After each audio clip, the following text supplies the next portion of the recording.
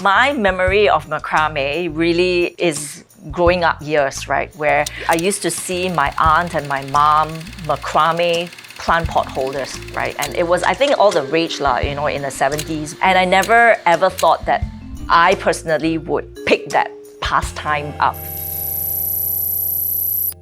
I had a lot of anxiety during COVID. In my desperate attempt to find a way to get rid of all of those negative thoughts and kind of like find peace, I started to, look for things that I could do to occupy myself. But nothing kind of gave me that peace of mind or that quietened my mind and those thoughts, right? Until I chanced upon this YouTube video that kind of showed how to make a plant pot holder, that those memories came flooding back, right? It was like, oh my God, this is what mom used to do and my aunt used to do, and maybe I should try. Good morning. Hi Hidayah, morning. So Hidayah, what is your happiest memory on working on this collection?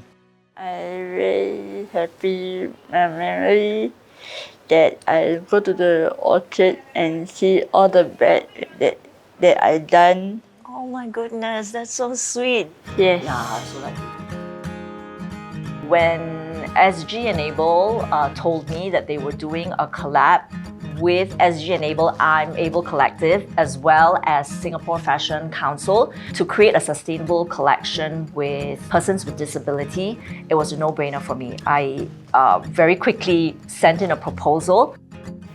That first time I meet him, and I know I can do it, to learn how to do the mechanic. So the very first day, I started with something easy. I wanted it to be, something that everybody I knew at the end of the day would be able to complete, right? So I didn't do anything too crazy. We started, the first thing that we made together was what, do you remember? The turtle keyring. Keyring, yeah, that's right. The first step, need to measuring the scene, then small scene to be in front, and a lot of scene, and put in the within of the small scene. Then tie it into the knot, then put the bead in. Last step, put the ring. How do you feel like seeing your student like Hidayah still remember the first? At another interview, I think very unprompted, she described what she was doing and she described exactly the words that I had said to her, right? And I teared up because I really did not expect that they would take that instruction and really commit to it to the point that they could follow it and remember it and then report it as if it was the truth, right? And that was very moving.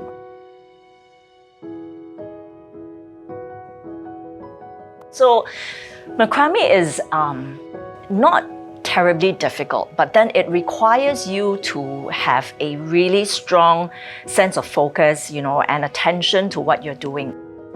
I didn't really know if they would have the focus and the attention span. And then I was also very worried that if they had made a mistake and had to redo, rows of knots, they would just throw in the towel and say, this is not for me.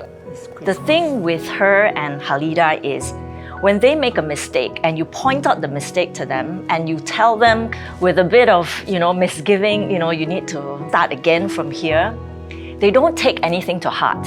They take the mistakes as a part of the learning journey and the completion journey, and they just roll with it. That attitude, right, is very refreshing. Effortless. Not easy, okay?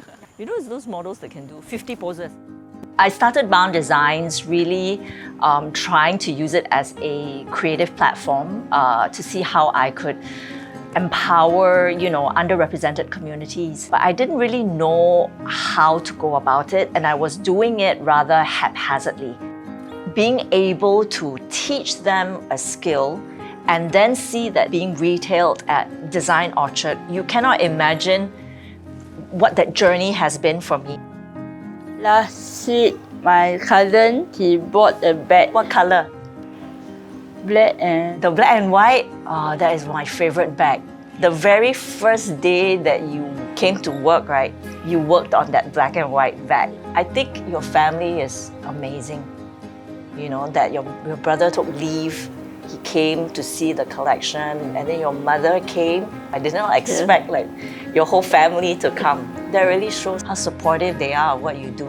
I've learned, you know, after working with both Hidayah and Halidah, a lot of the preconceptions about what, you know, they could or could not do is actually all wrong. A lot of the trainees from the class have actually started making little wristlets, key rings, you know, bag straps, you know, and these are being retailed at the Minds shop, at the Minds e-commerce store, and then at the Enabling Lives Festival.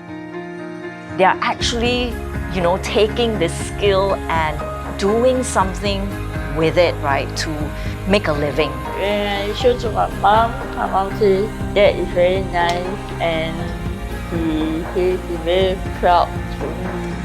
I want to make a bag by myself and design it by myself.